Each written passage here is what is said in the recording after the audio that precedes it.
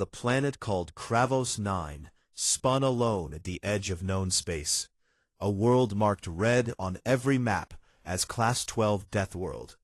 No one from the Gentle Coalition ever landed there without heavy regret. The air carried poison, the ground shook without warning, giant beasts hunted anything that moved, and the dominant species, the Vorak, ruled it all with claw and fang. Captain Marcus Hale stood on the bridge of the Endeavour Dawn and watched the brown-green ball grow larger in the main viewer. His crew moved quietly around him. Everyone knew the risks. They had come anyway. Humanity always came anyway. The ship carried scientists, engineers, builders, and one small team trained to talk first, fight only if forced. The mission orders were clear.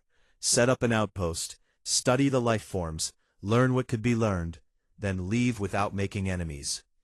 The Vorak did not wait for learning. 3 days after the first landing, shuttles touched red dirt near a wide river valley, spread out with scanners and collection tools. They wore light armor, carried stunners, not rifles. The Vorak appeared without sound. One moment, the jungle stood empty. The next, 6-limbed shapes burst from the undergrowth, each one taller than a man, armored in natural plates, eyes glowing yellow, venom spurs raised high. The attack came fast and complete. The Vorak moved like a single mind. They struck the northern team first, ripped through tents, dragged bodies away as trophies. Screams filled the comms, then went silent. One scientist managed to send a single image before he died. A Vorak warrior holding a severed human arm, like a prize. The picture froze on every screen aboard the ship. Marcus Hale felt ice in his chest. He ordered all teams back to base, immediate full defensive posture. The Vorak did not stop. They hit the eastern camp next, then the western one. Shuttles tried to lift off. One exploded mid-air, hit by thrown explosive spores. Another crashed when a Vorak leapt onto it. Hull and tore open the cockpit. 37 humans died in the first hour. Another 12 went missing, presumed taken alive for sport. Orbit control from the Coalition watch station sent urgent messages. Retreat now, glass the site if you must, but do not stay. The Vorak know only conquest. They have no word for peace. Standard protocol demanded fire from above, wipe the surface clean, preserve the greater galaxy from another Deathworld breakout. Humanity had done it before, on other worlds. Marcus Hale refused the order. He called the remaining crew to the main hall. 108 survivors stood before him, faces pale, eyes hard. He spoke in a calm voice. "We did not come to burn this world, we came to understand it. If we leave now or if we destroy from orbit, we prove every fear correct. We prove Deathworlders can never change. We prove humanity fears them more than we trust ourselves." A young engineer named Lila Chen stepped forward. Her hands shook, but her voice stayed steady. "What do we do then, Captain? They outnumber us 10 to 1, at least, and they want blood." Marcus looked at her, then at the rest. "We talk. We show them something they have never seen before. We show them restraint. We show them choice." The crew stared. Some nodded slowly. Others looked afraid. But no one argued. Humanity had faced worse odds before, and won. Not always with guns, sometimes with ideas. That night, the Vorak gathered their clans. The Over-Supreme, known as Kreshva, stood on a high stone ledge, overlooking the human base. His 6 arms flexed. Scars covered his plates from a lifetime of kills. Below him, thousands of warriors waited, fangs bared, ready for the final rush. They had tasted human flesh, now they wanted the rest. Kreshva raised one clawed hand and roared. The sound rolled across the valley like thunder. The humans did not fire back with missiles or lasers. Instead, every speaker on the base began to play a message. The words came in reconstructed Vorak speech, pieced together from battlefield recordings and captured audio. The voice sounded calm, firm, female. "We are humans. We did not come to take your world. We came to learn from it. You struck first. We bled. We still stand. We will not burn your home. We will not poison your rivers. We ask only to speak face to face. No weapons, no tricks. Bring your strongest, bring your wisest. Come under white banners. We will meet you in the clearing at first light. We offer words, not war. The Vorak howled in rage. Some charged the perimeter anyway. Sonic barriers knocked them back. Pain flared through their nerves, but no blood spilled. The humans held fire, even when claws scraped against the outer fence. Kreshva watched from his ledge, eyes narrow. This was new prey, did not speak like this. Prey did not offer talk. Prey ran, or died, or killed. He snarled orders to his lieutenants. Watch them. If they lie, if they arm, if they try trickery, then we finish them at dawn. But first, we listen. And again. Through the dark hours, the Vorak listened. Some growled. Some spat venom. Others stood silent, thinking. At first light the humans opened the main gate. Captain Marcus Hale walked out alone. No armor, no visible weapon. Only a white cloth tied to a short pole. Beside him walked Elena Mercer, the diplomat chosen for this mission. Her face showed no fear, only steady purpose. Behind them the rest of the crew watched from the walls, weapons lowered but ready. Across the field, Kreshva appeared, flanked by 20 of his strongest. Each one carried trophies from the earlier fights. Human helmets, human tools, human bones. The Over-Supreme stopped 10 paces from the humans. His voice rumbled deep. We hear your words, soft skin. We smell your fear. Yet you stand. You offer talk.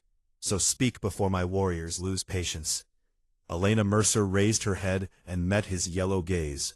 We speak for all humans here. We say again, we did not come as conquerors. We came as guests. Your world is hard. It shaped you strong. It shaped us curious. We lost people. We grieve them. Yet we choose not to answer death with death. We choose to answer with offer. Kreshva tilted his head. What offer could prey make to predator? Elena took one slow step forward. We offer trade. We offer knowledge. We offer tools that heal your sick, that strengthen your dens, that protect your young. In return, we ask only peace within borders. We ask to walk your lands without fear. We ask to share what we both can give. The Vorak warriors hissed laughter. Kreshva silenced them with a raised claw. You speak of trade as if we need your scraps. We take what we want. Marcus Hale spoke then, his voice carried clear. You took lives already. You tasted victory, yet here we stand unbroken. You could kill us now, but more ships would come. More humans, more questions. You know this in your bones. You know endless war brings only more graves. We offer another path, a path where both sides grow stronger, without more blood. Stared long moments. The wind moved through the grass between them. Finally he lowered his foremost arms, a sign his people understood as pause.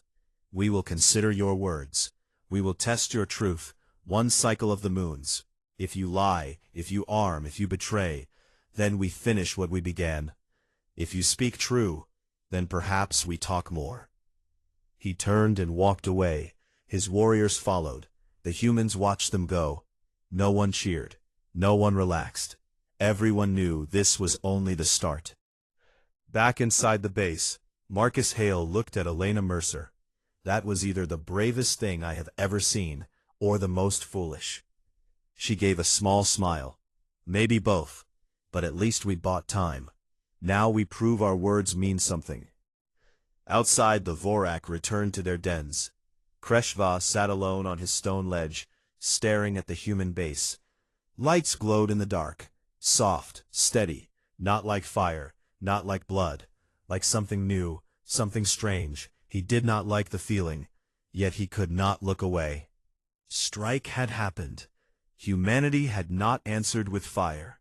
Humanity had answered with words, on a world built for death. Something quiet and dangerous had begun. The moon cycle passed slow and tense on Kravos 9. Every night the Vorak watched the human base from hidden positions. Their yellow eyes, caught the glow of lights inside the fences. Humans moved with purpose, built more walls, tested strange machines, but never raised heavy guns. The Vorak expected betrayal every day, yet none came. Kreshva walked his clans through the dark hours, speaking low. His warriors listened. Some still wanted blood. Others felt curiosity grow, like a strange new hunger. On the last night of the promised cycle, Kreshva gathered his strongest lieutenants around a fire pit carved from black stone. He spoke in growls that carried far. "We test their truth tomorrow.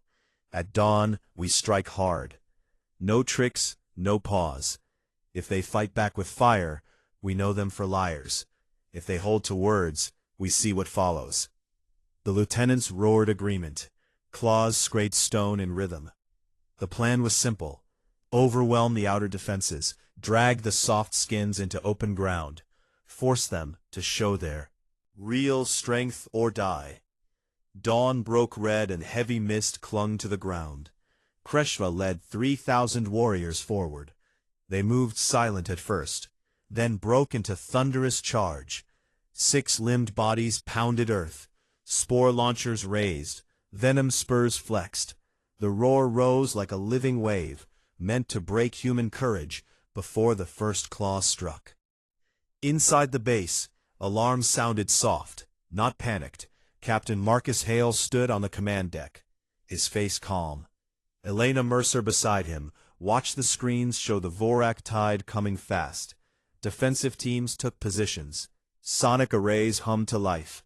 Containment drones lifted silent above the walls. Marcus gave the order. "Non-lethal, only pain, not death. Hold the line. Show them we mean our words." The Vorak hit the perimeter like a storm. Sonic waves rolled out. Invisible walls of sound slammed into charging bodies. Warriors staggered, clutched heads, roared in pain. Some fell, others pushed forward. Foam cannons fired. White clouds expanded fast, trapped legs and arms in hardening webs. Dozens slowed, then stopped struggling. Spores flew toward the fences, but EMP pulses flashed blue, and the explosive pods fizzled dead before they landed. Kreshva pushed through the chaos himself. He leapt over fallen kin, landed hard inside the outer ring. Human figures in light suits met him, not with bullets, but with focused sonic bursts. Pain lanced through his nerves. He snarled, swung claws. The humans dodged, rolled away, kept distance. One warrior near him took a foam hit full in the chest, hardened into a statue mid-roar. Kreshva felt rage mix with something new, respect perhaps, or simple surprise. These soft skins fought clever, not brutal. The attack lasted less than 20 minutes. Hundreds of Vorak lay bound or stunned, groaning, but alive. Human losses stayed low, only bruises, scrapes, one broken arm from a thrown rock. No deaths on either side. When the Vorak charge broke, Kreshva stood in the center of the field, surrounded by his captured kin. Humans formed a wide circle, weapons lowered. No one cheered, no one taunted. Silence hung thick. Elena Mercer walked forward, alone, white cloth tied to her arm. Again she stopped 10 paces from Kreshva. Her voice carried clear over the moans. "We kept our word. No death, no fire, only enough force to stop you. Now we ask you keep yours. Come speak with us, bring who you trust." The Over-Supreme stared at her long. His chest rose and fell, heavy. Finally he lowered his foremost claws, a gesture his people knew as grudging acceptance. "Lead on, soft skin. We talk." They walked to a wide clearing, halfway between base and jungle. Humans had prepared it. Simple stone benches, low table, no weapons in sight. Guards stood far back on both sides. Kreshva brought 5 elders, scarred, old, fierce. They sat with stiff spines. Elena Mercer sat across from him. Marcus Hale stood behind her. Quiet support. Kreshva spoke first. "Your kind bleeds easy, yet you refuse the clean kill. Why?" Elena met his gaze. "Death ends talk. Forever. We want more than survival. We want future. Your people are strong, Your world made you that way. Our world made us different. We build, we fix, we trade, we think long. We offer you that path. She placed a small device on the table. It hummed, soft, projected a simple image. Vorak warriors, sick twisted by radiation, soars from the planet core. Humans standing near offering glowing vials. The sick grew straight, strong again. Kreshva leaned forward, eyes narrow. We offer healing first. Your young die too soon. Many never reach full strength.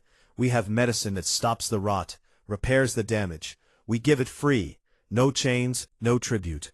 Next she showed pictures of water purifiers, machines that pulled poison from rivers, turned it clean.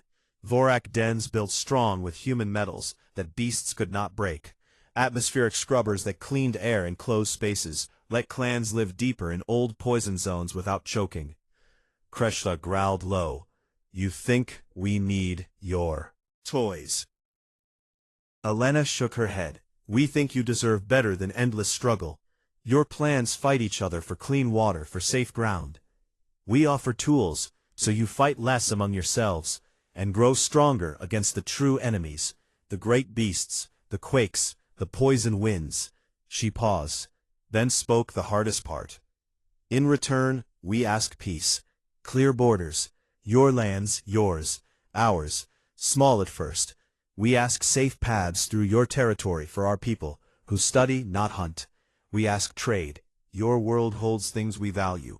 Rare venoms, crystals, strong hides. We offer things you value. Food, machines, knowledge, stories. The elders hissed. Trade with prey absurd. One elder snarled. We take, we do not beg. Kreshla silenced him with a look, then turned back to Elena. You arm us, or do you fear our claws, once we grow strong? Elena answered honest. We give weapons only as strong as yours. No more, no planet killers, no ships that burn worlds. We give armor that turns beast teeth, we give blades that stay sharp. We give knowledge so you make your own. We trust you to defend, not destroy. Marcus Hale stepped forward, then spoke for the first time. We know your history. Endless war between clans. We know the cost. We lost people too. Yet we stand here, offering hand not fist, because we believe strength comes many ways. Yours is raw, ours is patient. Together, we become something neither can be alone. Kreshva sat silent, long minutes. Wind moved leaves overhead. His warriors watched from edges, waiting for his word. Finally he rose, slow, towering over the table. One cycle more. We take your healing. We take your water machines. We test them on one clan. If they work, if no trick hides inside, then we talk borders. We talk trade. If lies show, then blood answers blood. Elena nodded. One cycle, we build a small camp near your southern dens. We send healers, teachers, builders, no soldiers. You watch every move. You choose who learns first. Kreshva turned away without another word. The Vorak warriors, unbound by humans, limped back to jungle, carrying wounded kin. No one sang victory songs that day, only quiet growls of thought. Back at base, Marcus Hale looked at Elena. You think he will honor it? She watched the retreating shapes. I think he wants to believe something better exists for his people. That hunger is stronger than pride. We feed it carefully. We prove every word. In the jungle, Kreshva climbed to his high ledge alone. He stared at the human lights again. They glowed steady, not angry, not hungry, like a promise he felt strange inside. Not fear, not hate, something close to hope. He hated the feeling, yet he could not kill it. The second strike had failed. Humanity had answered again, not with death, but with gifts. On a world born for war, the path of trade had taken its first real step, fragile, dangerous, full of risk, yet moving forward all the same. Months rolled forward on Kravos 9, like slow, heavy stones. The trial period stretched into reality. Humans kept every promise. Healers arrived at southern Vorak dens, carrying cases of glowing vials. They worked without fear among snarling young and suspicious elders. The first children treated stopped coughing blood. Their scales grew bright again. Strength returned to thin limbs. Word spread fast. Through clan networks, sick warriors who once limped now stood tall, claws sharp, eyes clear. Kreshva watched from shadows, his own old wounds eased by human nanites. He said nothing of thanks, but the rage in his voice grew quieter. Engineers followed the healers. They brought machines that hummed soft, pulled poison from water, turned black rivers clear again. Vorak workers learned to operate them, at first with suspicion, then with fierce pride. One den that once flooded every wet season now stayed dry. Stone walls rose higher, reinforced with human alloys. Beasts battered against them and broke teeth. Instead of breaking homes, atmospheric scrubbers cleaned air in deep caves. Clans moved into old forbidden zones, claimed them back from choking fumes. For the first time in generations, young Vorak played under open sky without masks. The joint settlement took shape at the edge of human territory. They called it Harmony Verge. Half prefab domes, half carved ziggurats. Vorak stone met human steel in strange, beautiful lines. At first warriors guarded the borders with drawn claws, ready to strike if humans showed deceit. Over time, those same warriors walked patrols beside human crews. When a thunderbeast charged from jungle, a Vorak leapt forward, shielded a human worker with his own plated body. The human repaid by tossing a power cell that let the Vorak fire a stunning pulse and drive the beast away. The exchange happened without words, only nods. A marketplace grew in the center of Harmony Verge. Simple stalls at first. Humans offered protein bars, tuned to Vorak taste. Salty, rich, heavy on. Iron Vorak tried them, growled approval, and brought their own goods. Venom glands harvested fresh, still pulsing with acid. Humans tested them, found uses in heavy industry. Solvents that ate through rock, without machines. Bioluminescent crystals that held perfect light, steady enough for precision tools. Hides tanned from apex predators, tough enough to turn plasma burns into mere scorch marks. Trade started slow, cautious, then faster, eager. Vorak traders learned human gestures, the slight bow for thanks, the open palm for honest deal. Humans learned Vorak signals, the flex of lower arms for agreement, the slow blink for trust. Stories crossed the stalls too. Human tablets played tales of endurance, defiance, survival against impossible odds. Vorak listened, crouched low, ears forward. One night a human read aloud from a small screen, the story of a lone explorer lost on a frozen world who refused to die. The Vorak crowd grew larger. Warriors who once mocked soft skin now sat silent.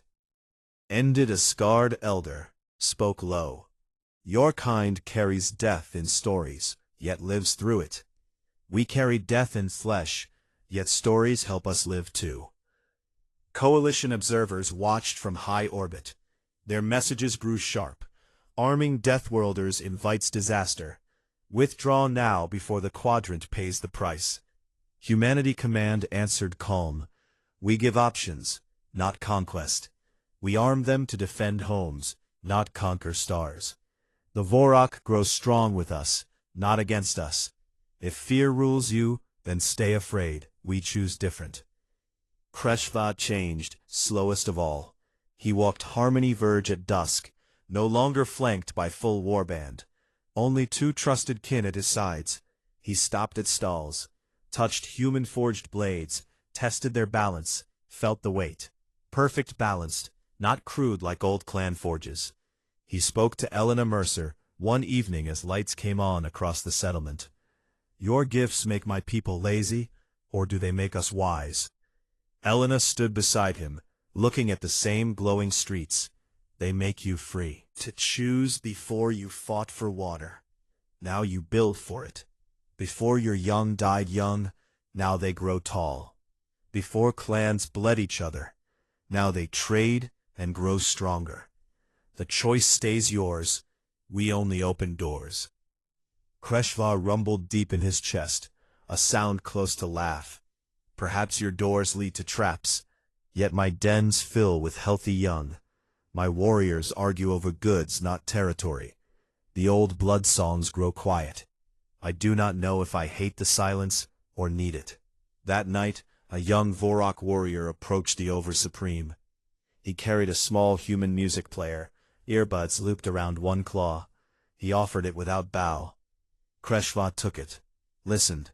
Human voices sang of lost homes, rebuilt dreams chased across stars. The warrior spoke low. This song speaks of us now, not just them. I think we begin to understand them. Kreshva listened until the song ended, then handed the device back. Keep it, learn more, then teach others. Knowledge is a blade too. It cuts clean when used right. Clan wars faded, not gone, but smaller. Fewer warriors died in pointless fights over old grudges. When a dispute rose, elders pointed to Harmony Verge. Go trade instead of bleed. The answer worked more often than not. Resources flowed, borders held firm, beasts still hunted, but now hunters carried better tools, better armor, better knowledge. The Deathworld remained deadly, yet life on it grew less cruel. Elena Mercer walked the market paths daily. She spoke with traders, laughed at clumsy Vorak attempts to mimic human jokes, shared meals of mixed foods. Vorak spice burned human tongues. Human sweets made Vorak growl pleasure. One old female named Vratha, who once lost 3 young to sickness, now ran a stall selling crystals. She gripped Elena's arm one day, tight enough to bruise. Thank you, soft skin. My line lives because of you. If Kreshva turns on you, I will stand between his claws and your throat. Elena smiled, gentle. I hope it never comes to that. Promise. Harmony Verge grew louder. Brighter colors mixed human flags with Vorak banners. Stories blended. Music played from both kinds of speakers. The coalition warnings continued, yet fewer ships came close. Humanity held firm. We build bridges, not walls. Let the galaxy see what happens when fear meets patience. Kreshva stood on a new high platform, overlooking the settlement. Wind carried scents of trade, smoke, spice, clean water. He felt the change in his bones. Deep old instincts still whispered, kill, take, dominate. Yet newer thoughts spoke louder. Build, share, endure. The balance shifted, slow but real. He looked toward the human section, lights steady, warm, not like fire, not like blood, like partnership. On Kravos 9, something impossible took root. Trust, fragile at first, stronger with each passing day. The marketplace of beasts became more than stalls. It became proof that even Deathworlders could learn a new way when someone dared offer it first. The path of trade deepened, roots took hold, and the world that once knew only conquest began to learn the quiet power of choice. The ground of Kravos 9 trembled without warning one clear afternoon. The quake started small, then grew vicious. Stone cracked wide across the valley near Harmony Verge. Dust rose thick enough to block the sun. Humans and Vorak alike ran for cover. Buildings swayed, but held thanks to the new reinforced foundations. When the shaking stopped, a deep rift remained, jagged and black at its heart. Something ancient stirred. Vorak scouts reached the crack first. They reported back with low, urgent growls. An old burial vault lay open, seals broken. Dust swirled around carved stone slabs. Inside waited rows of sealed jars, glowing faint green. One jar had shattered. Spores drifted out, slow, lazy, deadly. The scouts who touched the mist fell fast. Scales blackened, lungs filled with fire. Within hours, the first cases appeared in nearby dens. Young and old alike coughed blood. Eyes turned dull. Fever burned through strong bodies. Word raced to Harmony Verge. Elena Mercer stood in the medical dome. When the reports came in, she listened, face pale, then turned to the Vorak healer beside her. We need samples now. Every second counts.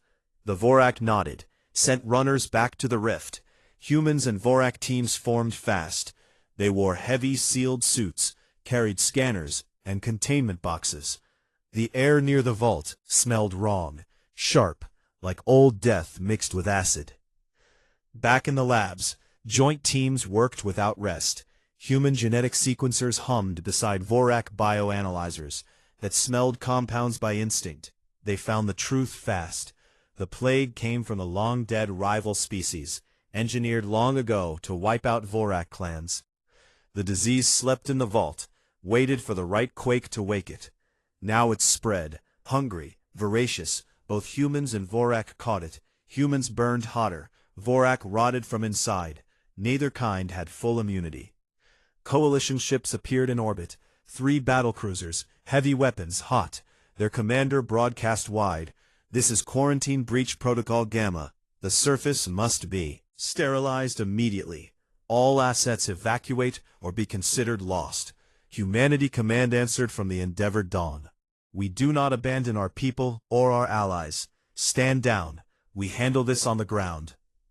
The Coalition commander snarled back. "You gift weapons, knowledge to Deathworlders. Now plague spreads because of your arrogance. We glass the site in 12 hours. No exceptions." Inside Harmony Verge, panic stayed controlled. Humans and Vorak moved as one. Medical tents filled fast. Healers passed glowing vials. Nanites raced through veins, trying to slow the spread. It bought time, not cure. HFY walked among the sick. His own kin lay coughing. He touched foreheads, spoke low words of strength. His voice cracked once, the only sign of fear anyone ever saw. Elena found him in the main dome. She carried fresh data pads, her hands steady. "We have a lead. The plague bonds to certain proteins in Vorak blood and human cells. We can break that bond, but we need the original enzyme from the vault. The deep chamber, where the jars sleep. We go in together, or we lose everything." HFY looked at her long, then rumbled agreement. "My strongest, come with your best. We finish this, or die trying." The team formed quick. 10 Vorak warriors, 10 humans, equipped with lights, cutters, sealed suits. They descended into the rift. Ropes held tight. Air grew thick. Poison mist swirled. Scanners beeped warnings. Every step forward, the path narrowed. Stone pressed close. Finally they reached the inner chamber. Rows of jars stood unbroken, glowing brighter. Here, the enzyme source waited, in a central crystal pod sealed tight. Vorak claws cut stone. Human tools burned precise. They opened the pods, slow. Careful mist poured out. Thick. One warrior staggered, fell. Others pulled him back. Elena reached in. Gloved hands closed around the crystal. It pulsed, cold, alive. She passed it to the lead scientist, who sealed it fast in a containment tube. They climbed out fast, carrying the prize and their fallen kin. Above ground labs waited. Teams worked frantic. Vorak instincts guided the mix. Human precision shaped the formula. Hours blurred into one long push. Samples tested on sick volunteers. Improvement showed slow, then faster. Coughs eased. Scales regained color. Strength returned. As the cure spread, HFY stood guard at the medical tents. His warriors formed lines, kept order. No one fought for priority. The strong waited, so the weak could heal first. Harmony Verge became a place of quiet purpose, not fear. 12 hours passed. Coalition cruisers held position, weapons charged. The commander broadcast final warning. Surface sterilization begins in 5 minutes. Respond or be erased. HFY stepped to the main broadcast tower. Humans wired it to reach orbit. He spoke, voice deep, rough, carried across airwaves and into ships. "This is HFY, over supreme of the Vorak clans. Hear me well.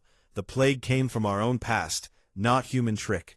We fought it together, humans and Vorak, side by side. Made cure, we saved thousands. Your fire will kill the sick, the healthy, the young, the old. It will kill those who chose peace over endless war. If you strike warriors who stand ready." He paused, then continued. "Our claws are sharp. Our new armor's strong, our ships wait in hidden dens built with human help. Attack if you dare. Every clan will answer, every den will fight. The stars will remember who burned the first world that learned to trade instead of conquer. Silence followed. The coalition ships held still. Sensors swept the surface. They saw Vorok warriors manning defense posts, human crews standing beside them, united, not divided. The commander spoke once more, voice tight, "You force our hand." Then another voice cut in, "Coalition High Command override. All ships stand down. Quarantine lifted, effective now. The Vorok have proven cooperation. Humanity has proven restraint. Further action suspended, pending review." The cruisers powered down, weapons cold, turned away. Sky cleared again.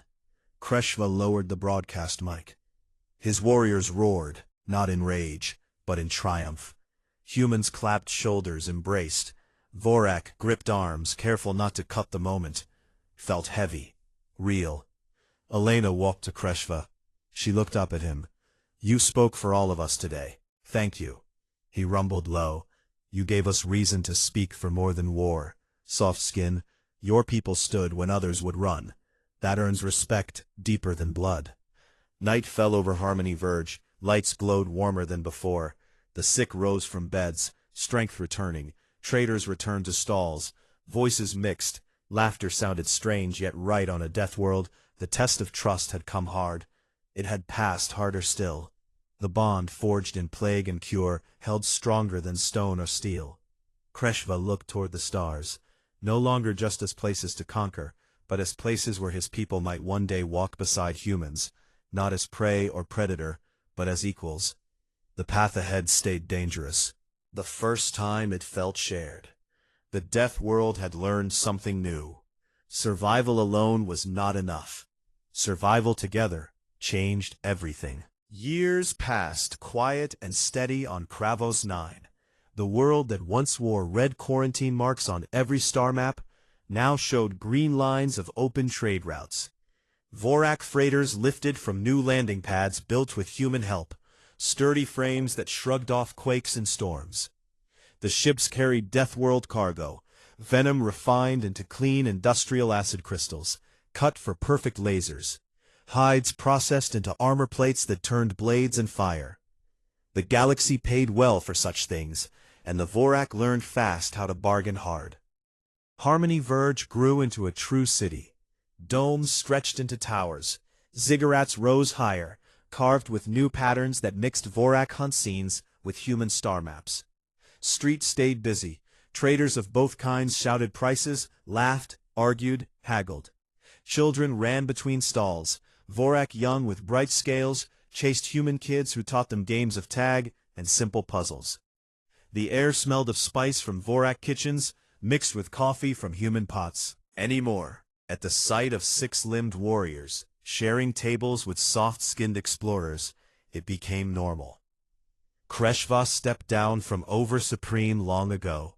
Younger, stronger leaders took the role. He chose quieter work, ambassador. Now he wore simple robes, no heavy war plates, only a single honor blade at his side. Translator badge glowed soft on his chest. He traveled often to coalition worlds, sat at long tables, spoke for his people. His deep voice carried weight.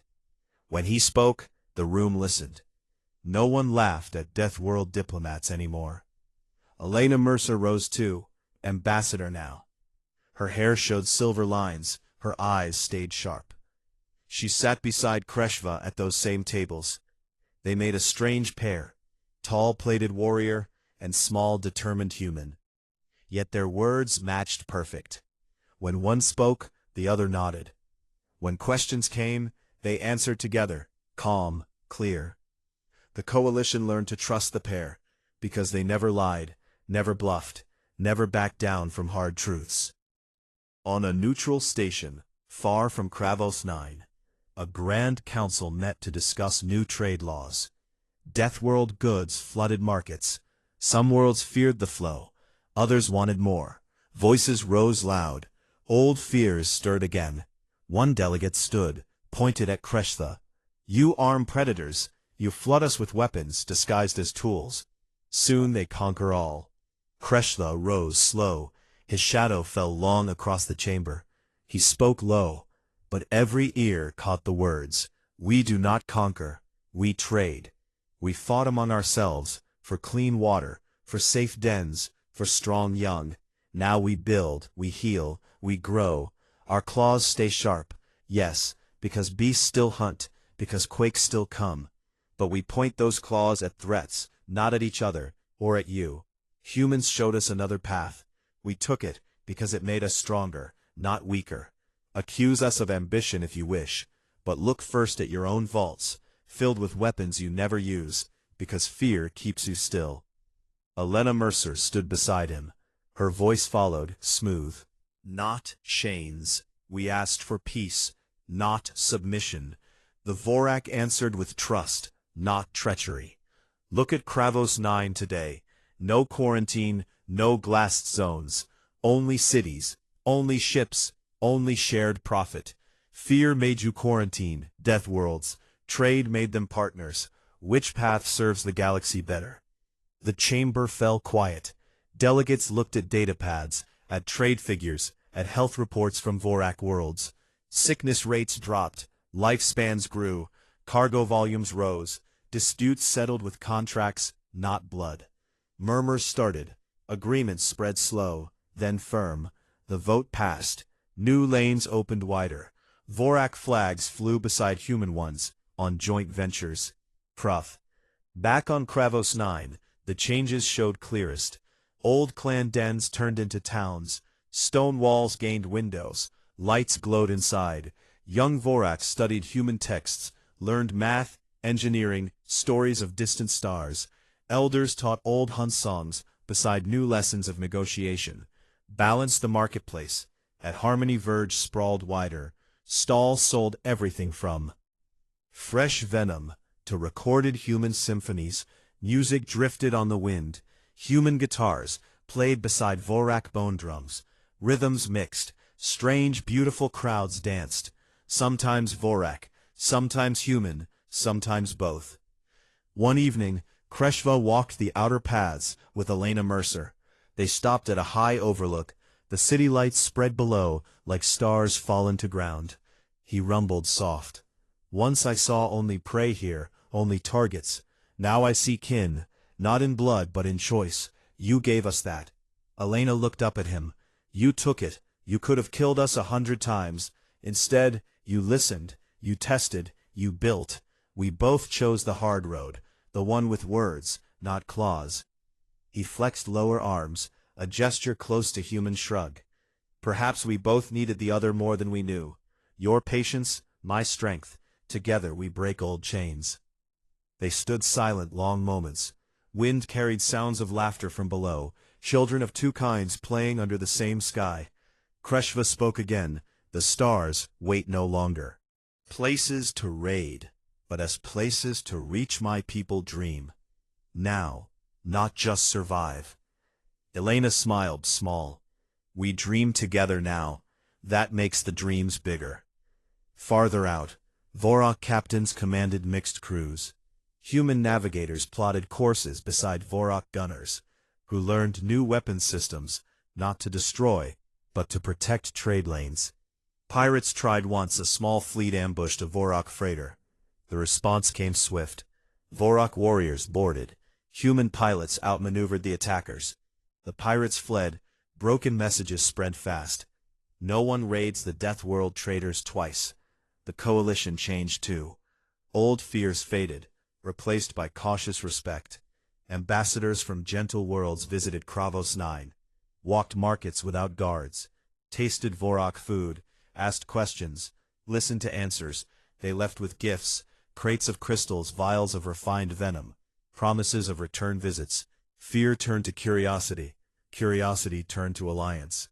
Kreshva and Elena Mercer grew old together, not in body, the same, but in shared years. They sat often on that same overlook, watched ships rise, watched young ones train, watched the world heal itself. The Deathworld stayed deadly.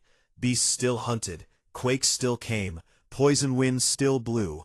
Yet life thrived, stronger, smarter, kinder, because two kinds chose trade over war. The galaxy learned the lesson slow but deep. Deathworld species do not always need cages or fire. Sometimes they need only a table, a hand offered across it, and the simple question, what do you want, and what will you give for it? Humanity struck no final blow after the first attack. Humanity offered a deal, better than vengeance, better than conquest. The Vorak accepted, and both kinds rose higher than either could alone. On quiet nights when stars burned bright, Kreshval looked up and remembered the day he first heard human words, instead of weapons. Elena Mercer looked up too, and remembered the moment a proud warrior lowered claws to listen. Deathworlds, because one Deathworld learned trade, and never forgot who offered it first. The story spread far, carried on ships, on voices, on data streams. A tale of blood turned to profit, of rage turned to respect, of a world once marked for death, now marked for life.